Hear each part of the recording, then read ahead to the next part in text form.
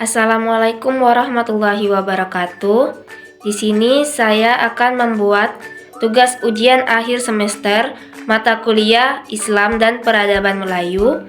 Perkenalkan, nama saya Besek Hafizatul Adawiyah dengan NIM 1052303159 semester 2 Ilmu Pemerintahan.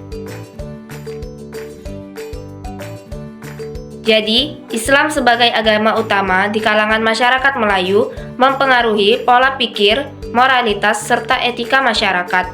Nilai-nilai Islam seperti kejujuran, keadilan, dan kasih sayang tercermin dalam adat istiadat Melayu. Bahasa Melayu sebagai bahasa utama di kalangan masyarakat Melayu banyak dipengaruhi oleh bahasa Arab dan bahasa-bahasa lain yang terkait dengan Islam.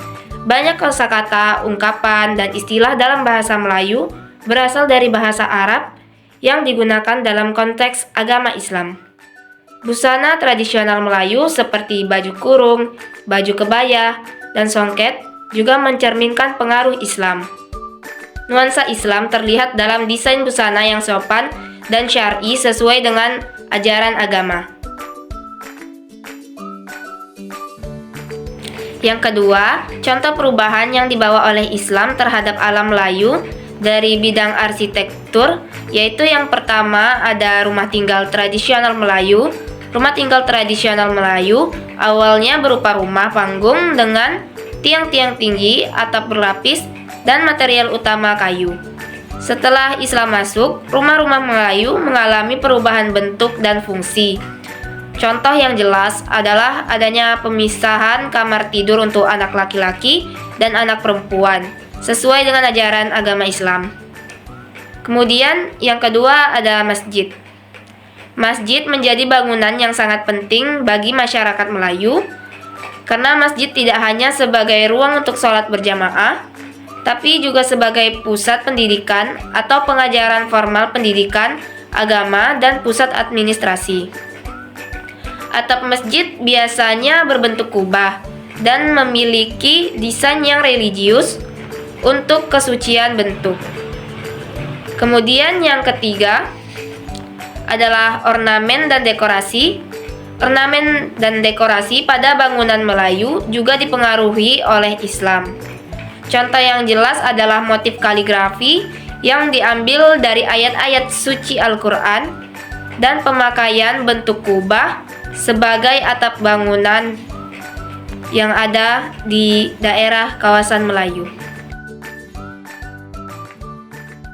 Kemudian yang ketiga, pepatah adat yang berbunyi adat bersendi syarak, syarak bersendi kitabullah memiliki makna yang dalam konteks budaya Melayu yang sangat dipengaruhi oleh ajaran Islam. Secara harfiah, pepatah ini berarti bahwa adat istiadat harus selaras dan senada dengan ajaran agama Islam yaitu syarak, dan ajaran agama Islam sendiri harus bersandar pada kitabullah yaitu Al-Quran sebagai pedoman utama. Lalu jawaban soal nomor 4, sejarah masuknya Islam di Myanmar memiliki akar yang dalam dan dimulai pada tahun 1055. Pada saat itu, para saudagar Arab Muslim mendarat di beberapa wilayah di Myanmar seperti Delta, Sungai Ayer Yarwadi, Semenanjung Tanin Tari, dan daerah Rakhine. Kedatangan umat Islam pertama kali ini dicatat oleh orang-orang Eropa, Cina, dan Persia. Abad ke-10 mencatat keberadaan Muslim di Myanmar. Sementara pada abad ke-13 kerajaan Islam Arakan didirikan di pasisir barat Myanmar. Selanjutnya, pada abad ke-16, Islam semakin berkembang di wilayah Pegu dan Tenas Serim. Kemudian pada abad ke-19, migrasi Muslim India ke Myanmar meningkat, terutama di kota-kota seperti Yangon dan Mandalay. Selama masa penjajahan Inggris, terjadi perubahan signifikan dalam dinamika agama Islam di Myanmar. Kebijakan kolonial Inggris membawa perubahan demografis dan politik yang memengaruhi komunitas Muslim di negara ini.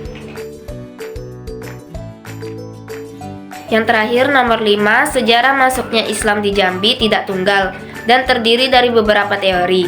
Yang pertama, pengaruh dari Arab, Persia, dan India.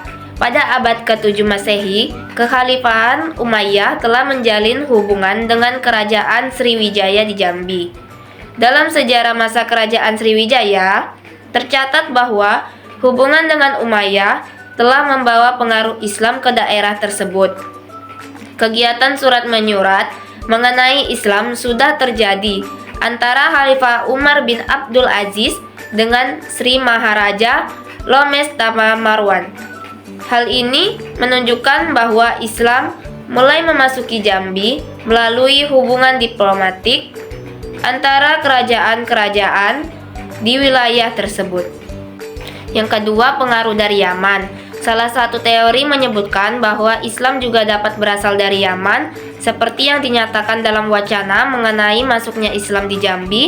Hadratul Maut Yaman dipercaya telah memberikan kontribusi dalam penyebaran agama Islam ke Jambi. Selain itu, terdapat tutur dalam masyarakat yang menyebutkan bahwa Islam bisa berasal dari Turki. Teori ini menunjukkan keragaman pandangan mengenai asal-usul penyebaran Islam di Jambi.